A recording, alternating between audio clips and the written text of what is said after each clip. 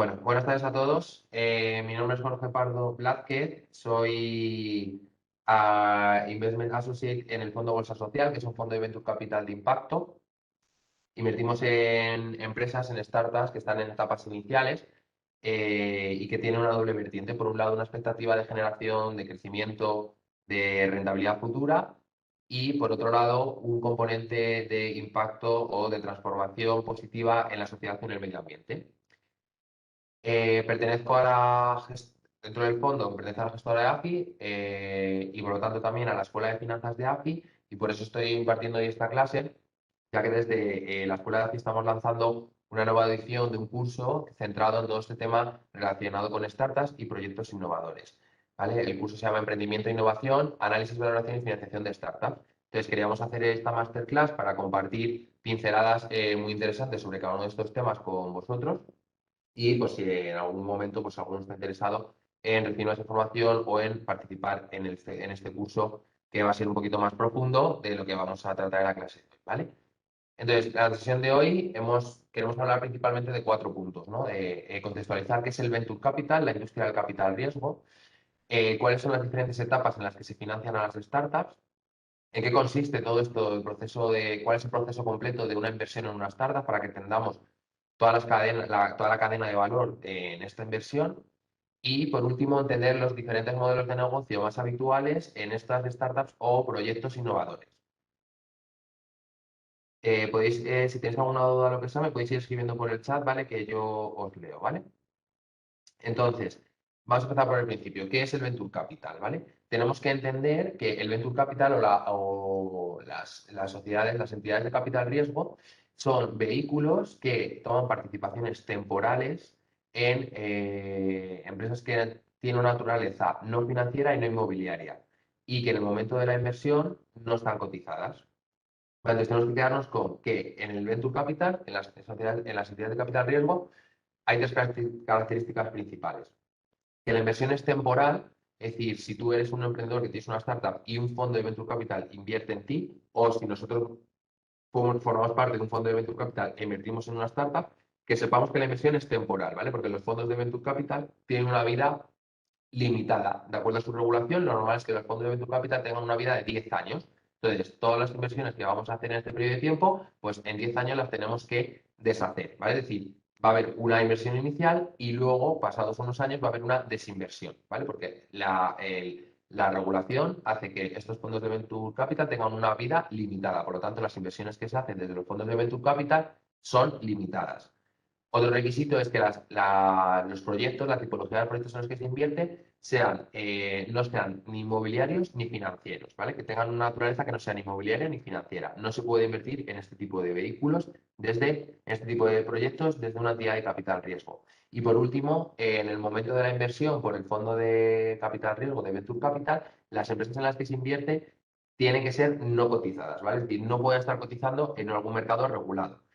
Obviamente, sí, con el paso del tiempo, si los proyectos van creciendo y se desarrollan y demás, pues entonces sí que pueden salir a cotizar y aunque un fondo de venture capital esté dentro, pues no pasaría nada. Pero sí que es requisito que si un fondo de venture capital invierte en un proyecto, ese proyecto en ese momento tiene que estar no cotizado. ¿Vale? ¿Cuál es la estructura de un fondo de venture capital? Pues lo tenéis aquí en la diapositiva, ¿vale? Hay una parte que serían los general partners, que son el equipo gestor, los promotores del proyecto o del fondo, del vehículo.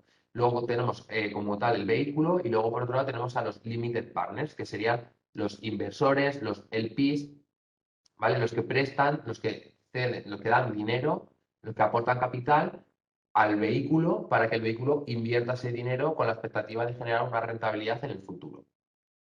Entonces, los general partners son los promotores, los que se van a encargar de gestionar el fondo. Normalmente estos promotores también aportan dinero propio al vehículo y luego por otro lado tenemos a los limited partners que suele ser el grueso de los inversores del fondo, quienes aportan dinero al fondo. Y normalmente este tipo de vehículos o las instituciones que normalmente son limited partners o inversores o LPs en los fondos suelen ser Hola, Jorge. seguros o mutualidades, instituciones financieras, Jorge, ¿me fondos de escuchas? pensiones, family offices o individuos con un patrimonio neto muy alto. ¿Vale? Jorge, ¿me escuchas? Disculpa, Sí, te es que no digo. estás compartiendo la presentación. ¿La puedes compartir? A ver.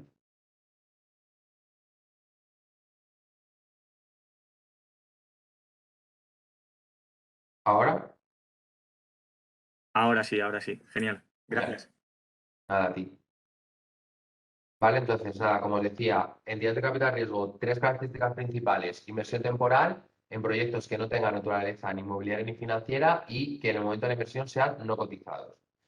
Hemos dicho estructura, tenemos por un lado a los general partners, que son los promotores del proyecto y quienes van a liderar este vehículo, a gestionar este vehículo, y luego por otro lado tenemos a los limited partners, que también se les llama LPs o inversores, que son los que aportan el grueso del dinero que va a tener el fondo para invertir en proyectos.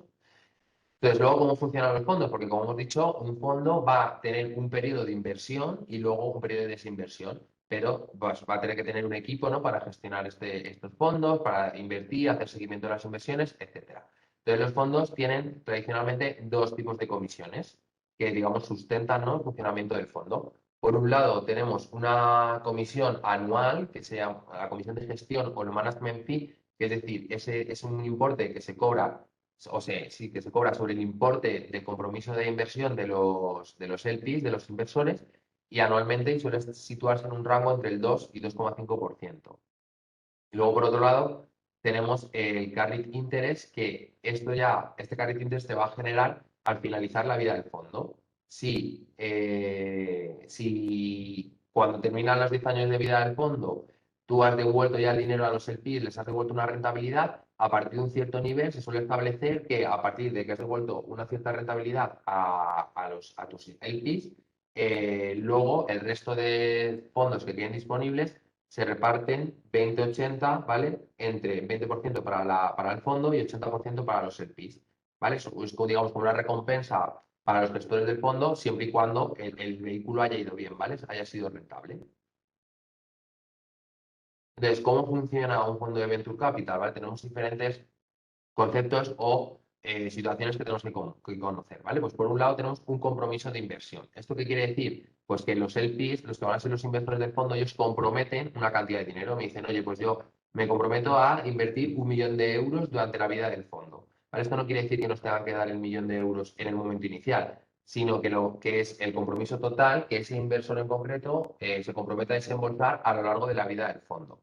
¿Vale? Porque no se desembolsa todo en el momento inicial, sino que se van a ir haciendo desembolsos, es decir, los LPs, los inversores, van a ir haciendo desembolsos a medida que se vayan haciendo capital calls o solicitudes de desembolso. Entonces, los fondos van haciendo estos capital calls, que es básicamente una llamada de dinero, es decir, tú le dices a tus LPs que vayan desembolsando parte de su compromiso para ir haciendo nuevas inversiones. Entonces, lo habitual, cada fondo lo puede hacer como quiera, puede hacer un capital call por cada inversión que quiera hacer, o puede, digamos, estructurarlo más en el tiempo y decir, oye, pues haces tus hipótesis de cuánto prevés invertir este año, lo que sea, y entonces haces un par de capital calls al año, ¿vale? Que es lo habitual, hacer uno pues a principio de año y otro a mitad. Los tiempos que hemos dicho de los fondos que tienen un periodo de vida de 5 años, entonces de 10 años, perdona, entonces lo normal es que los 5 primeros años inviertas y los 5 últimos años desinviertas. Es decir, todas las inversiones que vas haciendo en los primeros años, pues van pasando años para que estos proyectos vayan creciendo y en los últimos 5 años lo que haces es desinvertir, ¿vale? Es decir, vender las participaciones que tú tienes en esos proyectos. Como os he dicho, hay dos tipos de comisiones, digamos, que sustentan o que permiten que los fondos de venture capital puedan existir, que sería el management fee, la comisión de gestión, es decir, la comisión que asume el LP, el inversor, por que le estemos gestionando su dinero, y el success fee, que es esa comisión de éxito, en caso de que siempre, primero, se le devuelve todo el capital que han aportado a los inversores en la rentabilidad objetivo y ya se ha cumplido con eso y todavía queda dinero en el fondo, pues se reparte entre entre el vehículo, entre los gestores del fondo, 20% y 80% para los inversores. Y luego, por último, tenemos el concepto de la rentabilidad. Obviamente, los fondos nacen con el objetivo de conseguir una rentabilidad para los inversores, ¿no? E invertir en proyectos que están creciendo y intentar porque esos proyectos en los que inviertes vayan bien, crezcan para que en el futuro podamos vender nuestras participaciones en el mismo por un valor más caro de lo que pagamos por entrar. Entonces, los fondos, como pone en la diapositiva, los fondos se comprometen a intentar dar una rentabilidad. Obviamente, no sabemos, cuando estás empezando, no se sabe qué rentabilidad vas a conseguir en función de cómo de bien hagas tus inversiones o cómo de bien vayan vayan teniendo su performance o vayan evolucionando las startups en las que participas. Entonces, lo habitual en los fondos de Venture Capital es que el objetivo sea hacer 3x en 10 años. Es decir, que si un inversor invierte 1 millón de euros en nuestro fondo, pues el objetivo, lo que se le va a intentar es devolverle 3x en 10 años. Es decir, que si ha invertido 1 millón, pues al cierre de los 10 años, cuando acaba la vida del fondo, pues devolverle 3 millones. ¿Vale? Ese sería el objetivo tradicional o el objetivo estándar en los fondos de Venture Capital. Que esto más o menos, aunque habría que tener en cuenta cuándo se producen los desembolsos de dinero o las desinversiones, más o menos equivaldría a una TIR del 25%, ¿vale? Este 3x en 10 años. Pero tenemos que tener en cuenta que habitualmente, o bueno, hay diferentes estudios que dicen que, por ejemplo, un 80% de las startups muere y el 20% sobrevive. Entonces tenemos que tener en cuenta que seguramente no todas las inversiones que se hagan desde un fondo de Venture Capital vayan a ser un éxito, sino que algunas van a desaparecer. ¿Vale? Entonces tenemos que ser conscientes de que si queremos hacer un 3x en 10 años, tenemos que tener en cuenta que algunas de nuestras participadas van a desaparecer y que con las que vayan bien tenemos que compensar, digamos, aquellas que han ido mal, ¿vale? Y la teoría o los resultados reales de fondos que ya tienen datos de sus primeros cierres de sus primeros fondos al cierre de los 10 años, pues nos dice que lo habitual es que en una cartera de un fondo de Venture Capital, pues un tercio de la cartera desaparezca, es decir, sería hacer un write-off, es decir, has invertido y lo has perdido, no has recuperado nada de esa inversión. Otro tercio suele ser lo que se conoce como money back, es decir, que recuperas la inversión, la startup no ha desaparecido, pero tampoco ha sido un exitazo, ¿vale?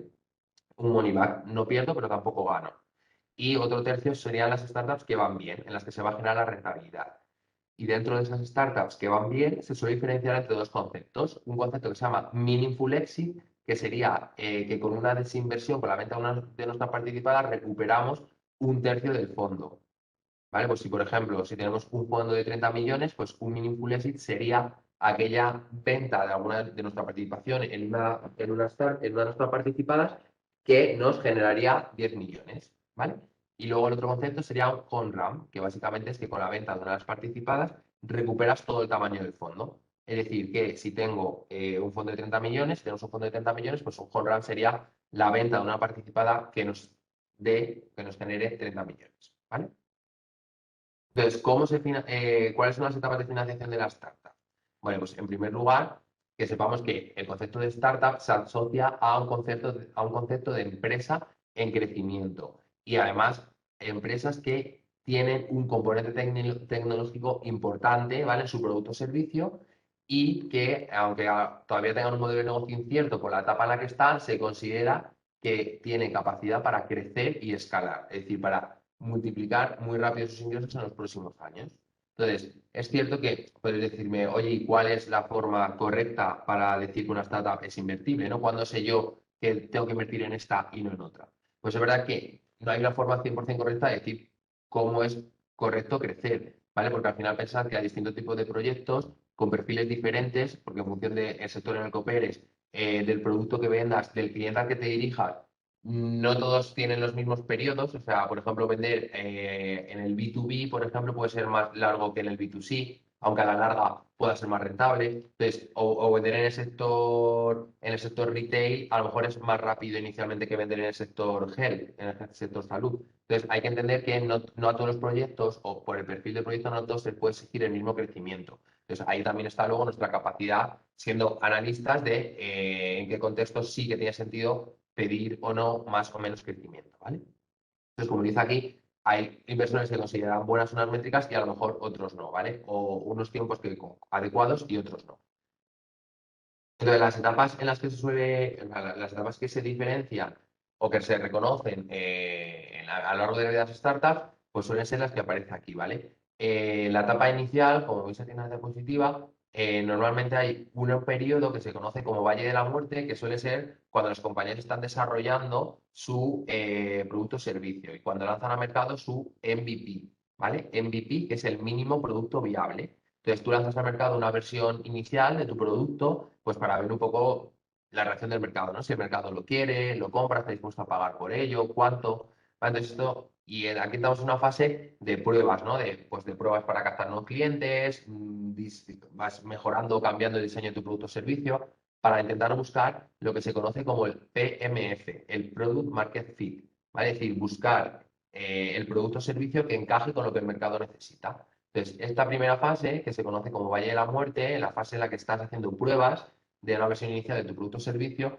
pues es también una de las fases en las que muchas de las startups mueren, ¿vale? No logran pasar esta fase que se conoce como Valle de la Muerte. Entonces, en estas etapas tan iniciales, cuando el proyecto todavía es prácticamente una idea, normalmente el primer inversor, tipo de inversor que tiene estos proyectos, es lo que se conoce como triple F, que es Friends, Family and Fools. Es decir, que quien va a financiar esas primeras pruebas de concepto o de desarrollos y demás, pues suele ser amigos, familia y algún otro loco tonto al que engañes, ¿vale?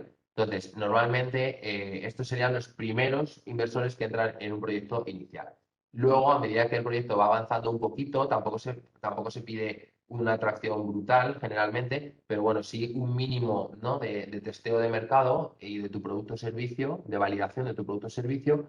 El siguiente inversor, el siguiente perfil de inversor que suele entrar son los business angels, que son, pues suelen ser empresarios o personas que han tenido una carrera exitosa, digamos, o que conocen algún tipo de sector en concreto y que quieren seguir apoyando el crecimiento de nuevas propuestas para esos sectores. Y ese suele ser el primer perfil de inversor después de la triple F, ¿vale? De Friends, Family and Fools. Luego ya en una etapa un poquito posterior, pues entraría los fondos de capital riesgo. Es cierto que cada vez, como supongo que sois conscientes de que se oye, o sea, se lee en las noticias, de los periódicos, se escucha, que cada vez hay más emprendedores, startups, fondos de inversión, business angels. Es verdad que cada vez más se va, digamos, conociendo o se va teniendo más interés en este tipo de sector, ¿vale? Del ecosistema emprendedor. Entonces, todas estas etapas, digamos que se están acercando un poco, es decir, que cada vez están yendo más a la etapa inicial, es decir, cada vez antes un business angel entra en una startup o cada vez un capital riesgo entra antes en una startup, ¿vale? Pero normal, la teoría nos diría eso, que primero, el primer financiador serían los fundadores, los propios fundadores, o lo que decimos triple F, el siguiente un business angel y el siguiente un capital riesgo. Capital riesgo venture capital, ¿vale? Que es lo mismo.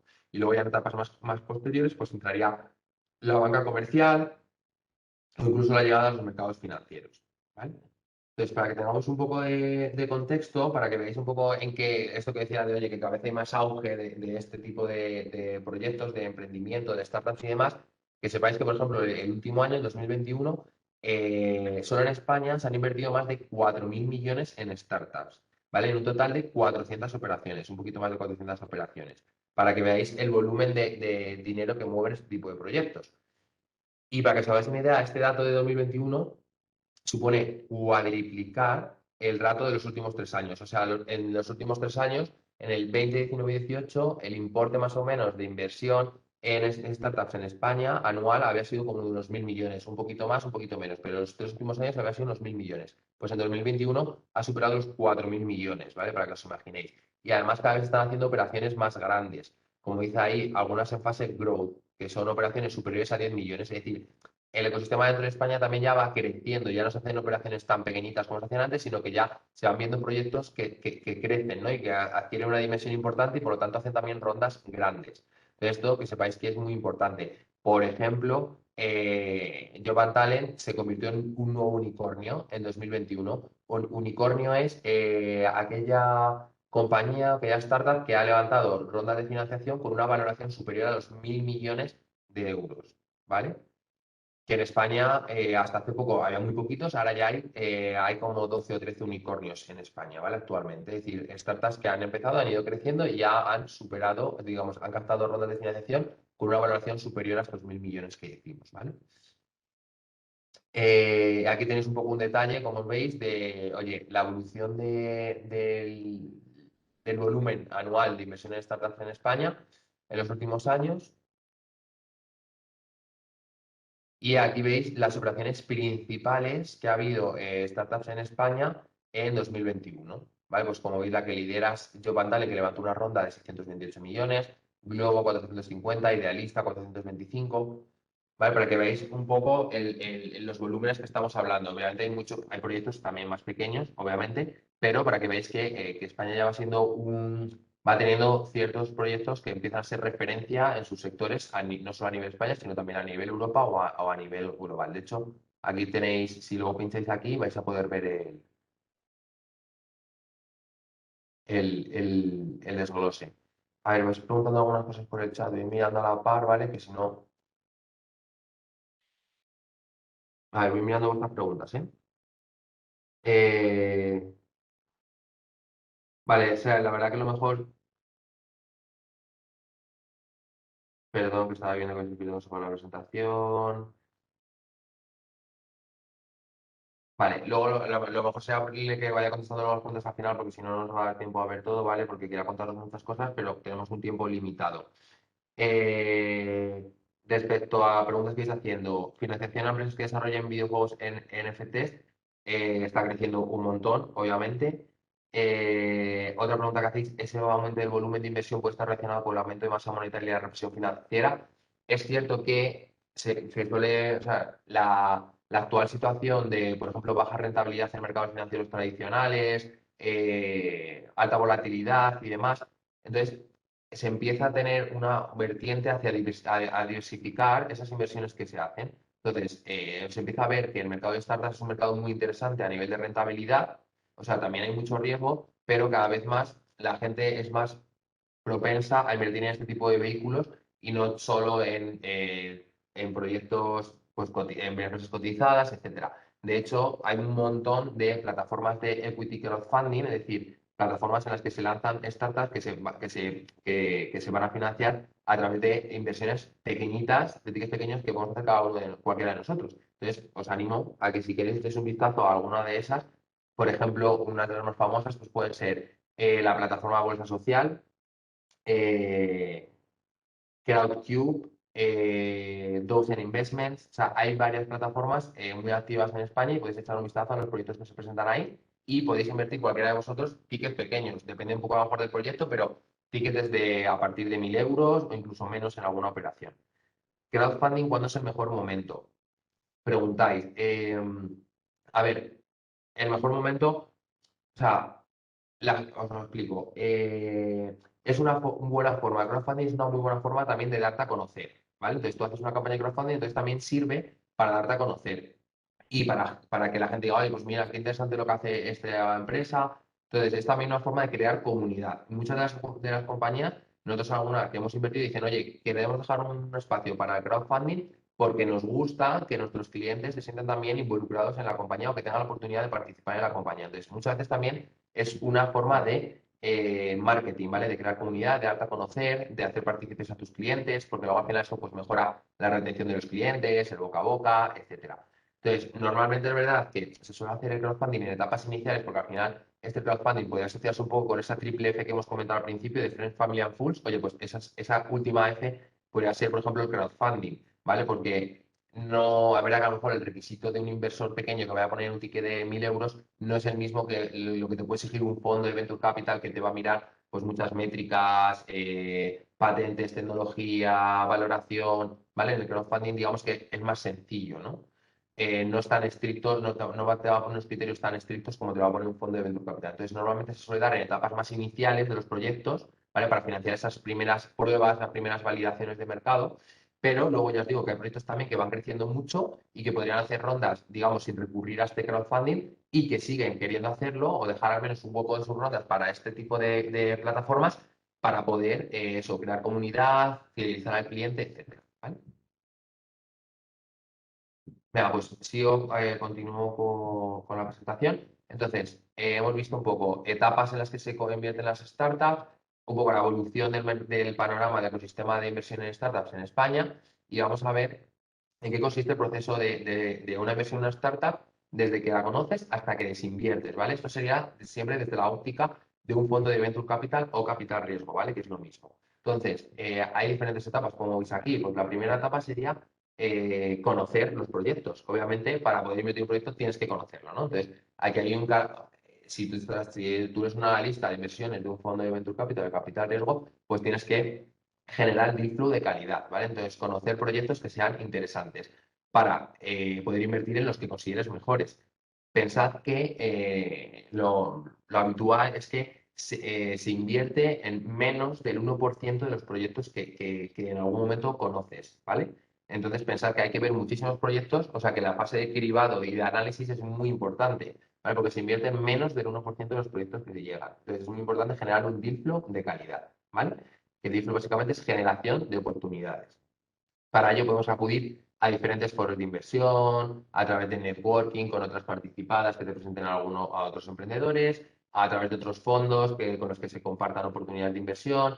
Luego hay webs especializadas, por ejemplo, no sé si conocéis El Referente, pues es una muy famosa en España que va poniendo noticias diarias de proyectos de startups que se están financiando, la web de Capital Riesgo, ¿vale? Diferentes fuentes, Startup Oasis, diferentes fuentes que nos sirven para estar al día de lo que está pasando en el ecosistema emprendedor.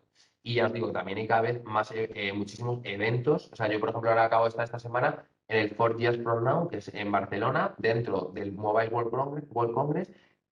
Un espacio específico es para temas de startups, ¿vale? Que se llama 4 Years From Now. Pues ahí es un espacio en el que pues coinciden inversores, emprendedores, y es pues, muy interesante, una forma de conocer muchos proyectos. Entonces, primero, generación de deal flow. Luego, ¿qué vamos a hacer? Analizar esos proyectos. Vamos a tener que analizar, oye, el equipo, el mercado, la competencia, el producto, ¿vale? Ahora vamos a ver un poquito más en detalle qué cosas son las importantes cuando estamos analizando un proceso de cara a tomar una decisión de inversión o no. Una vez que hayamos analizado el proyecto, si vemos, o sea, siempre vamos a encontrar pros y contras, o sea, pros no lo sé, pero contras seguro que vamos a encontrar siempre en proyectos que estén en etapas iniciales, porque pensad que cuando un proyecto está empezando, pues siempre va a haber algún riesgo, alguna duda, es lo lógico. Yo siempre digo que si no encontramos ninguna contra un proyecto, es que algo no estamos haciendo bien, ¿vale? Pero si vemos que los pros pesan más que los contras, pues llevaríamos esa operación, presentaríamos esa operación a un comité de inversión, ¿vale? Al que le vamos a preparar un informe, un investment memo, en el que se van a presentar pues, los principales puntos de análisis de la compañía, se contestarán a preguntas que tengan los inversores, etcétera, y se tomará la decisión de invertir o no. Si se aprueba la decisión de inversión en el comité, todavía no se cierra la inversión, porque luego se entraría en una fase de negociación de pacto de socios, que al final el pacto de socios es un contrato en el que se van a fijar las condiciones, las cláusulas que van a definir la relación entre inversor y emprendedor. Pensad que cuando se invierte en una startup, ya seis emprendedores o inversores, pero esto es para ambas partes. Cuando se cierra una inversión entre emprendedor y fondo de venture capital, estás creando una relación a largo plazo. ¿Vale? Entonces, tienes que fijar ciertas cláusulas porque, por ejemplo, nosotros, o sea, o yo desde mi posición de inversor, un fondo de venture capital, vamos a tener que fijarnos ciertos mecanismos, ciertas cláusulas que nos aseguren que vamos a poder vender nuestra participación en el futuro. O, por ejemplo, también que nos asegure que el equipo emprendedor no se va a ir. Nosotros cuando invertimos en un proyecto, invertimos principalmente porque el equipo nos gusta, porque confiamos en ese equipo, en la persona que está liderando ese proyecto para llevarlo a cabo, ¿no? Entonces, después de la fase de comité, pues está esa negociación del pacto de socios y un proceso de due diligence legal, financiera, fiscal, laboral, ¿vale? Para entender que la compañía está en una situación correcta en todos estos aspectos. Y de nuevo, las due diligence en startups, en empresas que están en etapas iniciales, siempre va a haber salir cosas que hay que subsanar. La cosa es que efectivamente hoy seamos conscientes de qué cosas hay que ir subsanando para ir haciéndolo, ¿vale? Si finalmente esto también sale bien, pues ya se cerraría la inversión y entraríamos en lo que se conoce una fase de gestión. O sea, que serían esos años en los que nosotros vamos a ser accionistas de la compañía. Podemos estar presentes en sus comités, en sus consejos de administración para estar en el día a día de cómo va evolucionando la compañía. Normalmente hay un consejo de administración pues, cada 3 meses, una vez al trimestre, para ir viendo cómo va evolucionando la compañía, ¿vale? A nivel negocio, o estrategias de crecimiento, etcétera. Esa sería una fase de gestión y en la que las compañías también pues, van reportando a sus inversores pues, la evolución de las principales magnitudes financieras y demás. Y luego, por último, pues llegaría a la fase del exit, que sería cuando vamos a vender, cuando vamos a salirnos de la compañía. Como hemos dicho, nuestra inversión va a ser temporal, entonces sabemos que va a llegar un momento de aquí a 10 años, en el plazo de los próximos 10 años de que invertimos, en los que vamos a vender, vamos a tener que vender nuestra participación en la compañía. O sea, para que veáis que es un proceso largo y complejo. O sea, no es solo conocer una startup y invertir, no. Para que veáis que hay que ir pasando diferentes fases antes de que por fin se pueda cerrar una inversión y antes, por supuesto, de desinvertir de la misma, ¿vale? Y entonces, ahora ya, por último, lo que os quería poner aquí, bueno, como os he dicho, para fuente de generación de deal flow, cosas que os vayan sonando, no sé si el perfil de los que estáis aquí asistiendo a esta charla, estáis más o menos formados del sector, pero bueno, Por ejemplo, eventos súper importantes a nivel España de temas de startups está el South Summit en Madrid y el 4 Years From Now en Barcelona, ¿vale?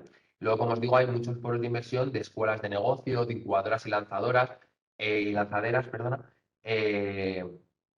Por ejemplo, está esa lanzadera, que es una de las aceleradoras más famosas ahora en España, o Seed Rocket, Demium, o sea, o Seed2B. Hay diferentes incubadoras y aceleradoras que lo que hacen es ayudar a desarrollar los proyectos. Entonces, cuando los proyectos pasan por este tipo de incubadoras o aceleradoras, luego normalmente se hace un Demo Day, que es una jornada para que los proyectos presenten ante potenciales inversores. ¿Vale? Y luego, como os decía, tened en mente que efectivamente de todos los proyectos en los que se conocen, normalmente se invierte en menos del 1%. Entonces, para que seamos conscientes de que hay que analizar, conocer muchos proyectos antes de tomar la decisión de cuál invertir. O sea, que no es tan fácil tomar la decisión de cuál invertir. Vale, efectivamente, muy buena pregunta. Ahora vamos a ver. Un segundo. Vale, sí, aquí vamos a ver efectivamente cuáles son los principales componentes que se evalúan para tomar la decisión de si invertir en una startup, porque efectivamente una startup pues, se caracteriza porque no va a tener muchos datos históricos porque llevan poco tiempo de actividad, ¿vale? Entonces, normalmente lo que se le pide a una startup, la carta de presentación de una startup ante un inversor es un deck, ¿vale? Que ya está, es un proceso ya como que está bastante estandarizado. En un deck es un documento PowerPoint de 15-20 diapositivas en los que se resumen principales conceptos o características de una compañía y que se sabe que un inversor va a querer saber. Oye, pues el problema que se ha detectado en el mercado, ¿vale? O fallo de mercado detectado y la solución que plantea esta compañía para solucionarlo. ¿Cuál es tu modelo de negocio? ¿Cuál es tu competencia? ¿Cómo está siendo tu performance hasta el momento? ¿Vale? Si ya estás vendiendo o no, cuántos clientes tienes, qué ronda buscas, qué dinero quieres levantar y para qué lo quieres levantar. ¿Vale? Diferentes aspectos que son los estándar para una primera toma de contacto con un potencial inversor.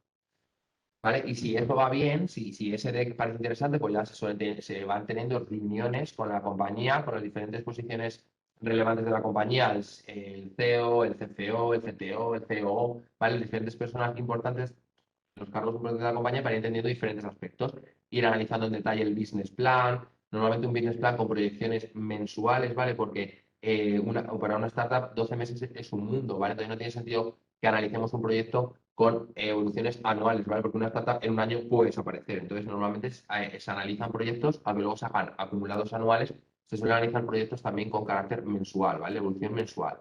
Eh, y para que os hagáis una idea, por ejemplo, un proyecto desde que lo conoces hasta que se cierra una inversión, si todo va súper bien, lo mínimo serían unos 2 meses, ¿vale? Porque piensa que mínimo un mes de análisis, porque, oye, pides información, analizas, vuelves a preguntar, tal, compartes con el resto del equipo, lo llevas a comité, etcétera. O sea, mínimo un mes, y ya os digo que siendo optimista, mínimo un mes. Y luego entraríamos en esa fase que hemos dicho de due diligence y pacto de socios, que pues va a ser al menos otro mes. Entonces, idealmente, si todo va genial, una inversión no se cierra en menos de 2 meses, ¿vale? Para que nos hagamos un poco la idea de que los procesos son complejos y largos, ¿vale? Entonces, en este último apartado os quería comentar eso, cuáles son los aspectos principales que vamos a mirar en una startup, para analizar una startup o un proyecto que está en fase inicial. Entonces, aquí os he puesto los principales modelos de negocio, ¿vale? Pues que tiene una startup, o como hemos dicho, normalmente las startups o los datos o los proyectos innovadores suelen tener un perfil tecnológico, ¿no? O incluir un componente tecnológico importante en su producto o servicio. Entonces, ¿cuáles son típicos proyectos o modelos de negocio? Pues e-commerce, ¿vale? Que sería básicamente un e-commerce que es pues una plataforma web donde tú vendes a través de tu propia plataforma web tu producto o servicio. ¿Vale? Entonces, normalmente también se les conoce con el nombre de DNB, Digital Native Brand, es decir, marcas nativas digitales, ¿vale? Porque normalmente suelen empezar con un canal 100% online.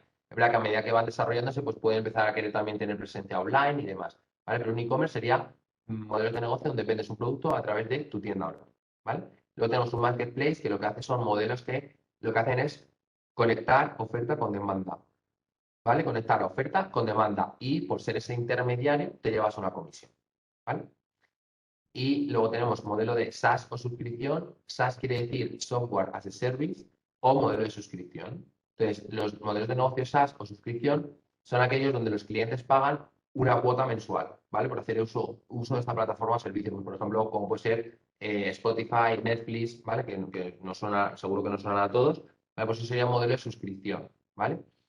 Eh, y luego, por último, tenemos el modelo app, ¿vale? De aplicaciones de móviles. Pues en este caso, aplicaciones pues, de juegos, cualquier tipo de aplicación que podemos utilizar en nuestro día a día, ¿vale?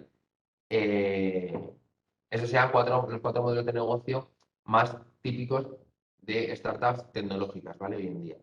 Entonces, que preguntaba aquí una compañera que entonces cómo se evalúa, ¿no? ¿Cómo podemos analizar si un proyecto es interesante o no? ¿Qué cosas tenemos que ver? Vale, pues aquí tenéis que ver, aquí os hago un poco un resumen de los principales conceptos que se analizan cuando estás analizando un proyecto en etapas iniciales.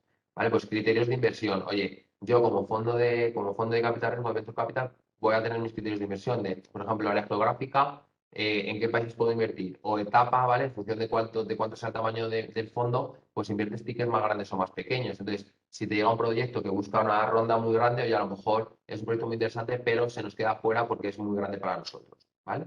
Entonces, si a priori eso encaja, la geografía, la etapa y el tamaño de la ronda, oye, pues ¿qué vamos a ver? Siempre todas las métricas, todos estos apartados son importantes, ¿vale? Pero en etapas iniciales, como efectivamente no hay tantos datos históricos, o sea, todo es importante, repito, pero dos de los criterios más importantes para tomar decisión de si invertir o no en una startup es el mercado, ¿vale? Y el equipo. El mercado, ¿por qué? Porque hay que entender que te diriges a un mercado grande, ¿vale? O sea, ¿cuál es el tamaño del mercado que esté dispuesto a pagar por tu producto o servicio, ¿vale? Porque tienes un mercado grande, puede haber oportunidades o negocios que parezcan muy interesantes, pero que se dirijan a un mercado muy pequeño. Oye, pues entonces tu potencial de crecimiento está limitado, ¿vale? Porque tu potencial de mercado es pequeño.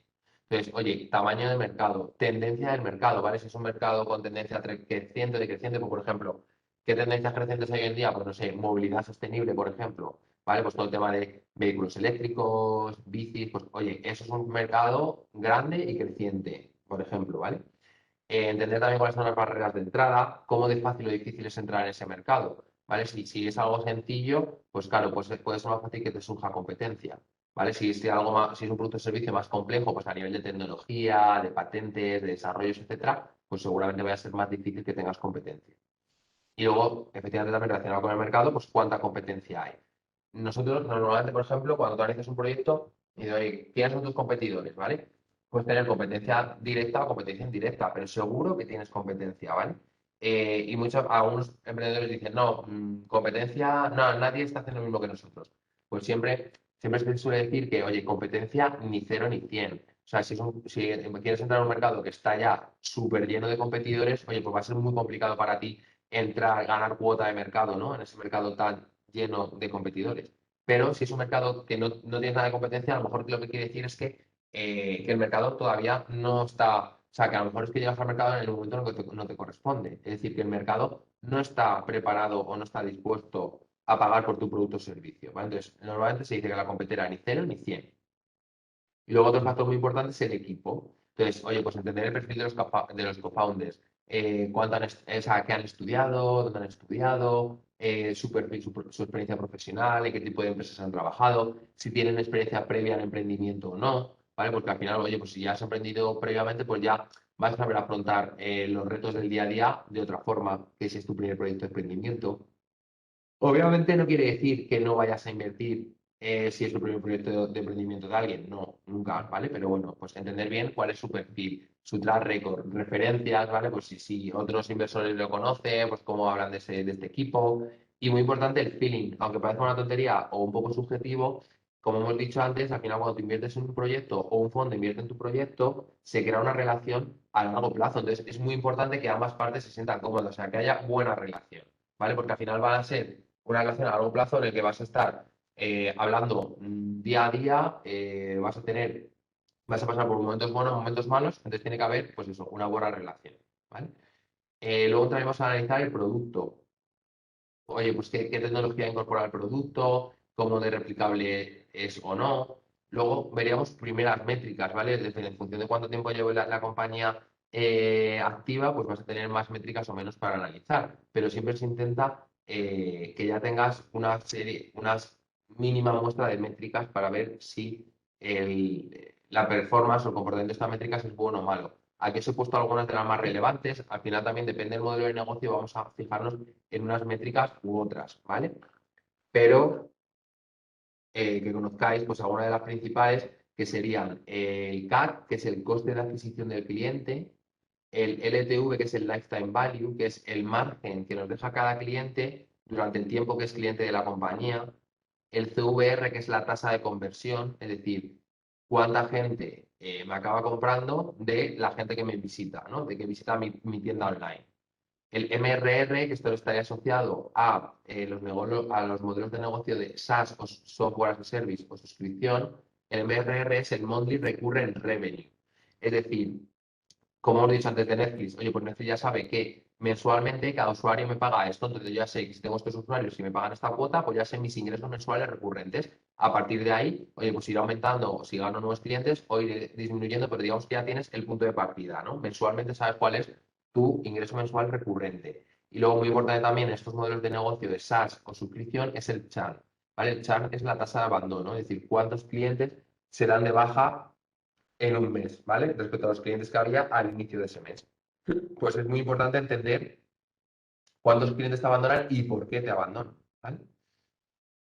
Y luego también tenemos los modelos de cohortes, que creo que, a ver si tenemos aquí, vale, en los modelos de cohortes, que serían modelos de negocio, o sea, que nos sirven para analizar métricas como la retención, etcétera. Y lo que se hace en el modelo de cohorte es, por ejemplo, ahora estamos en marzo, ¿vale? Pues en marzo del 22 entramos en el modelo de cohortes todos aquellos clientes que hemos hecho la primera compra en el mes de marzo, ¿vale? Entonces ahí ya tenemos un mismo patrón, ¿vale? Hemos hecho la primera compra en el mes de marzo, ¿vale? Pues entonces luego el mes siguiente vamos a ver, oye, cómo se comporta el cohorte de marzo de 2022 en el siguiente mes. Oye, ¿cuántos han vuelto a comprar? ¿Cuál es el ticket medio? ¿Cuántos han gastado? ¿Vale? ¿Cuántos no han comprado? Entonces, esto sirve para analizar pues, patrones de evolución de ticket medio, de retención, de repetición, de abandono, etcétera. ¿Vale? Luego es importante también entender el modelo de negocio. Modelo de negocio es un modelo de negocio recurrente o one-off. Es decir, si yo vendo un producto, una camisa a través de un e-commerce, pues sería un modelo de negocio one-off. Es decir, yo puedo comprar una camisa y puede que no vuelva a comprar nunca. O sí, ¿no? Entonces lo importante es que haya recurrencia. Pues estos modelos de negocio sería importante ver la recurrencia. Es decir, cuánta gente o sea, el mismo cliente, cuántas veces me compra al año. Una, dos, tres, y cuánto dinero se gasta, ¿vale? Pues para entender el ticket medio, repetición, etcétera. Y luego están los modelos recurrentes, que son, por ejemplo, eso, pues Spotify, Netflix, es decir, que tú pagas una cuota recurrente, ¿vale? Entonces, que ahí la cosa es que una vez que captes el cliente, lo que tienes que conseguir es que no te abandone, ¿vale? Que no se dé de baja. Luego tenemos el concepto de escalabilidad. La escalabilidad lo que quiere decir es que la evolución la comparativa entre evolución de gastos y de ingresos. Entonces, normalmente la escalabilidad, un proyecto puede ser escalable si tiene un componente tecnológico importante, porque la tecnología lo que hace es que la posibilidad de que tus ingresos crezcan de una forma exponencial exista sin que tus gastos crezcan de la igual manera, ¿vale? Porque un proyecto, por ejemplo, que dependa mucho de personas, oye, puede ser viable, es decir, sus ingresos pueden crecer, pero sus gastos van a crecer de una forma proporcional, ¿no? Entonces, es un proyecto viable, pero no escalable. Entonces, la escalabilidad a los proyectos normalmente se lo da el componente tecnológico. ¿Vale? Luego también que tenemos que analizar, oye, el business plan. Entender cuáles son tus hipótesis, ¿vale? ¿Cuántos clientes vamos a esperar captar? ¿Cuál es el ticket medio? ¿Cuántos productos esperas vender? ¿Qué necesidades de caja vas a tener? ¿Cuándo la compañía se queda sin caja? ¿Vale? Entonces tenemos que analizar qué ha hecho la compañía hasta ahora y cómo lo espera hacer en los próximos meses o en los próximos años, ¿vale? Entender también el tipo de clientes que te van a comprar. Esto también está vinculado con el modelo de negocio. Oye, ¿tú qué vendes? ¿Eres un B2C? Será business to consumer, ¿vale? Mi cliente final es una persona que me compra una camisa por mi e-commerce, ¿vale? O soy B2B. B2B sería business to business. O mi cliente es otra empresa, ¿vale? Otra empresa que compra mi producto o servicio. O B2G. B2G sería que mi cliente es una administración pública. O B2B2C, que sería que el cliente quien me paga por mi servicio en realidad no es el usuario final. Por ejemplo, esto puede ser una aseguradora que contrata un servicio que van a usar luego sus asegurados. ¿Vale? Pues eso sería un B2B2C, por ejemplo. ¿Vale? Pues entender cuál es el perfil de clientes al que te diriges. Y luego también entender, en función de este perfil de clientes al que te diriges, cuáles son los tiempos de, oye, ¿cuánto tardas en captar un nuevo cliente? ¿Cuánto te cuesta captar un nuevo cliente? ¿Vale? Si tienes que invertir mucho marketing digital o no, o tienes puerta de ventas. Entender también el desglose de ingresos por cliente, ¿vale? Para entender que no hay concentración, por ejemplo, en un único cliente. ¿Vale? Y luego, por último, tenemos condiciones de la ronda. Pues, oye, entender cuánto dinero busca este proyecto y para qué lo busca, ¿no? ¿Qué lo va a destinar? ¿Cuál es la valoración, ¿no? ¿A cuánto tenemos que pagar para entrar en este proyecto? ¿Con quién vamos a convertir, ¿vale? ¿Cuál es el perfil de los coinversores? Porque normalmente en la ronda siempre entra más de un fondo o de un business angel o de un friend family, friend family and full, ¿vale? Normalmente siempre hay varios inversores en cada ronda. Entonces, pues entender quiénes entran en la ronda. Y luego está el concepto de follow-on. Follow-on quiere decir que yo ya he invertido en un proyecto y ese proyecto, pues al año, 2 años o 3 años, vuelvo a hacer una ronda de ampliación de capital. Entonces, hacer follow-on sería que yo, que ya soy accionista, vuelvo a poner dinero para acudir a la siguiente ronda. ¿Vale? Y aquí hemos comentado algunas de las métricas que hemos ido viendo, ¿vale? El CAC, que sería el coste de adquisición del cliente, ¿vale? ¿Cuánto me cuesta a mí conseguir un cliente nuevo? Para saber si esto es alto o bajo, tenemos otras métricas para comparar, ¿vale? Porque si me sale que un CAC es 50 euros, yo digo, ¿esto es bueno o es malo? Pues no lo sabemos seguro, ¿no? Pues tenemos que comparar con otras métricas. Pues, por ejemplo, el CAC Payback. ¿Vale? El CAC Payback lo que nos dice es cuánto tiempo tardo yo en recuperar lo que me cuesta adquirir un cliente. Pues, por ejemplo, si el ticket medio de un cliente en su primera compra son 30 euros y me cuesta captar al cliente 20 euros, pues oye, eso sería bueno, porque quiere decir que con la primera compra de un cliente ya he recuperado lo que me cuesta adquirirlo. ¿Vale? Si se considera que es un CAC payback muy bueno, si se recupera lo que cuesta adquirir un cliente, se recupera en la primera compra o en el primer mes, o al menos dentro del primer año, ¿vale? Más de un año, pues se considera que ya no es un CAC payback bueno. Y luego otra métrica para comparar si el CAC es bueno o malo es el Lifetime Value CAC, ¿vale? El Lifetime Value lo que nos mide es el margen bruto que nos deja un cliente a lo largo de su vida como cliente. Es decir, teniendo en cuenta su ticket medio, su recurrencia y el margen bruto para la compañía, pues oye, ¿cuánto nos dejaría cada cliente respecto a lo que nos cuesta adquirirlo? Y se considera que un lifetime value CAC es bueno si está por encima de 3x, ¿vale? De 3 veces. Como hemos dicho luego, la tasa de conversión es de cuánta gente nos visita nuestra web o nuestra tienda online hasta cuánta gente nos compra. Pues pensad aquí, por ejemplo, que los e-commerce españoles, o sea, fácilmente tienen una tasa de conversión pues en torno al 0,5%, y eso ya sería incluso bueno. O sea, que se considera, por ejemplo, una tasa de conversión por encima del 1% se considera muy buena. De nuevo, imaginaos la de tráfico que hay que generar a las tiendas online, a los e-commerce, para generar ventas, ¿vale? El MRR, como hemos dicho, sería para modelos SaaS o suscripción, ese Monthly Recurrent Revenue, ese ingreso mensual recurrente, y ligado a eso también está el churn rate, que sería la tasa de abandono, es decir, cuántos clientes nos abandonan a lo largo de un mes, para entender, oye, porque es difícil captar al cliente, pero más difícil aún es que si luego te abandona, ya ese cliente no va a volver seguro a tu compañía, ¿no? Entonces, es muy importante captar clientes, pero también es muy importante retenerlos. ¿Vale? Y luego, por último, pues que sepáis que existe una cierta regla que se consideran crecimientos buenos cuando estamos analizando startups que están en fases iniciales. Entonces, ¿qué cosas se consideran buenas? Lo que pone ahí, lo primero sería un crecimiento mensual, month over month, por encima del 10%, o sea, por encima del doble dígito, pues por encima del 10%. Entonces, que crezcan los principales KPIs, los principales indicadores de la compañía, que crezcan al menos un 10% mensualmente, pues el número de clientes, el número de visitas a la web, en los ingresos, ¿vale? Los principales indicadores que crezcan a un ritmo al menos del 10% mensual. ¿Qué pasa? Que luego hay proyectos que tienen cierta estacionalidad. Entonces, claro, si no analizamos un proyecto mensualmente y tiene cierta estacionalidad por su producto o servicio, pues entonces el análisis mensual a lo mejor nos distorsiona. Entonces también se suele, en el caso de que el proyecto tenga estacionalidad o el producto o servicio tenga estacionalidad, pues se suele mirar crecimientos anuales, ¿vale? En el caso del crecimiento anual, pues se considera bueno a partir de un crecimiento de 2x year over year, es decir, un año respecto al año anterior.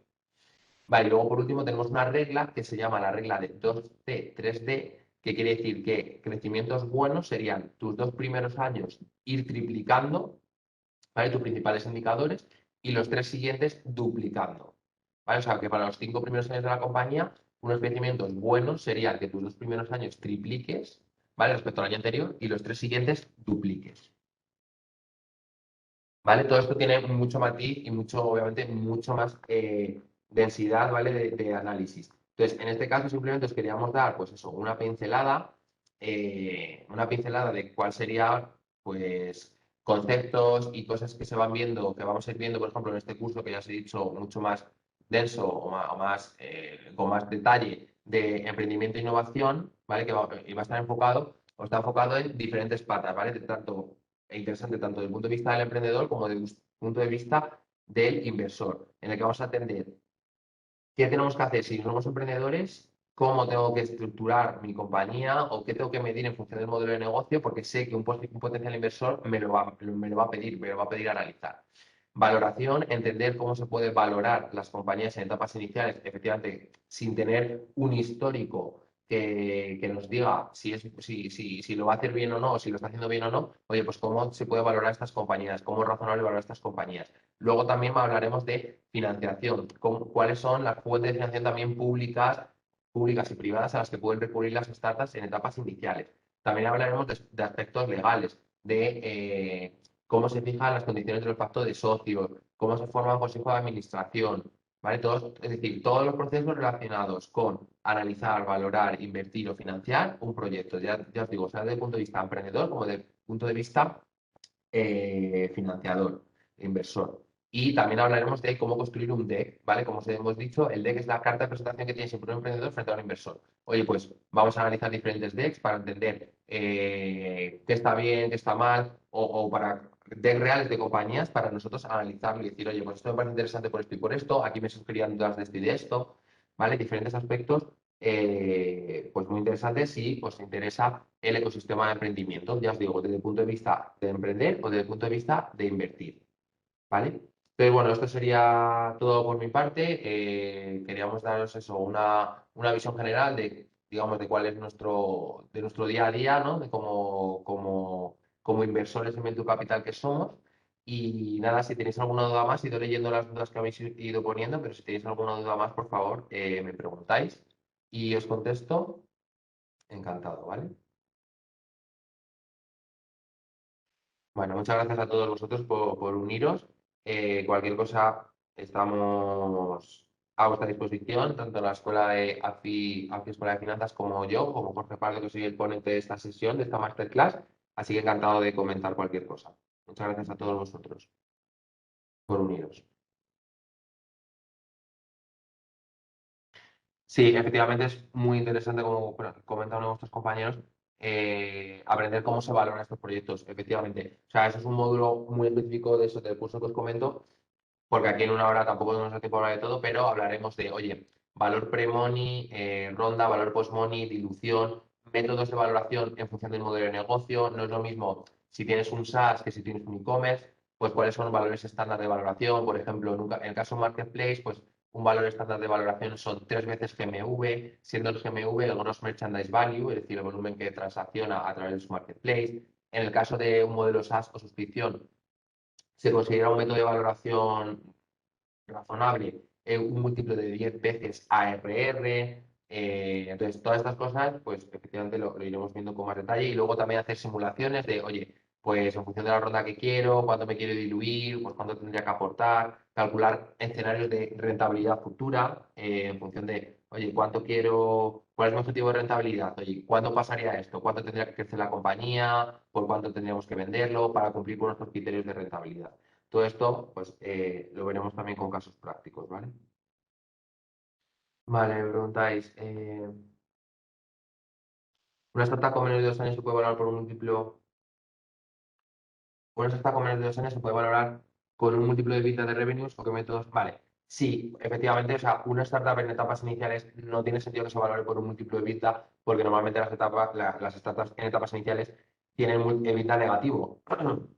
Entonces, nunca se utiliza un múltiplo sobre EBITDA para etapas iniciales. Sí que se puede utilizar un múltiplo sobre EBITDA para simular un exit, ¿vale? Para entender, oye, en qué múltiplo de EBITDA está cotizando este sector, ¿vale? Pues en función de si es sector salud, sector turismo, sector retail, ¿vale? Pues entender qué múltiplos está pagando, por ejemplo, un mercado de cara a simular un futuro exit, ¿vale? Pero para invertir en etapas iniciales no se utiliza múltiplo de EBITDA porque normalmente las compañías tienen un EBITDA negativo, entonces no se puede aplicar. Sí que tiene más sentido utilizarlo sobre revenues o sobre, como decía, principales indicadores en función del modelo de negocio. Pues en el caso de esta suscripción, el MRR, que es la métrica clave, en el caso de un marketplace, el GMV, que es la métrica clave, ¿vale? Entonces, en el caso del e-commerce, pues, por ejemplo, en función del ticket medio o de la recurrencia.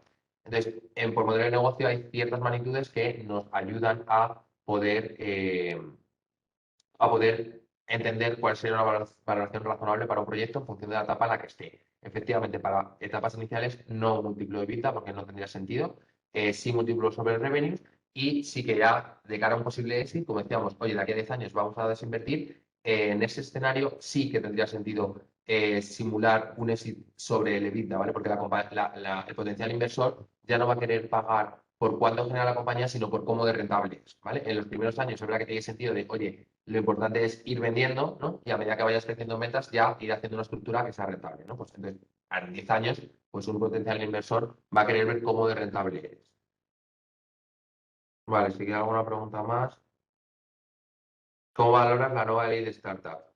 Vale, en este caso, efectivamente, la regulación está intentando incentivar o facilitar que fomentar que se invierta en este tipo de proyectos. Y de hecho, como veis, digamos que esta ley intenta ir siguiendo, digamos, la tendencia que se está observando en el mercado de que cada vez hay más interés en este tipo de proyectos. Ahora sí, como ya sabéis, bueno, os pueden compartir si queréis un artículo que habla muy bien de puntos positivos y negativos, es decir, como todas las regulaciones, hay cosas positivas y cosas negativas, pero bueno, en este caso, o sea, me parece interesante que haya regulación que vaya enfocada a una actividad que hace unos años no era tan interesante o que tuviera tanto peso, pero efectivamente ya lo va teniendo. Entonces, todo este tema que vaya a ayudar o a gestionar o a profesionalizar la inversión en este tipo de proyectos, pues es positivo. Otra cosa es que los conceptos que se incorporen sean todos buenos o no, que eso pasa como en todos los lados. Hay cosas buenas y cosas malas, pero siempre que haya regulación o que ayude a profesionalizar, a dar visibilidad o transparencia a este tipo de inversiones, me parece que es positivo. Vale, bueno, pues si no hay más dudas, muchas gracias a todos, como digo, a vuestra disposición, ¿vale? Para cualquier cosa que queráis comentar, encantado de hablar con vosotros. Muchas gracias por uniros a la sesión y nada, espero veros pronto. Un abrazo.